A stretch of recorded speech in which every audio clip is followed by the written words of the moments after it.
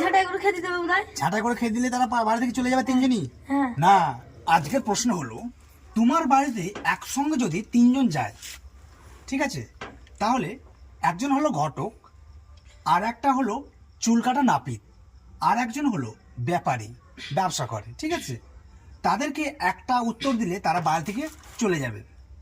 তাহলে উত্তরটি কি হবে? এই প্রশ্নের সঠিক উত্তর বলতে পারলে নগদ 6,000 টাকা দেওয়া হবে তোমাদের। কি বললা?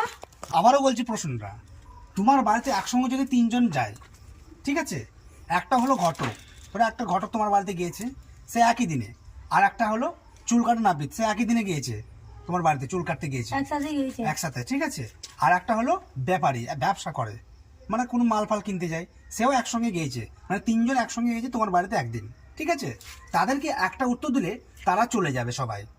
সেই উত্তরটি কি হবে বলতে পারবে?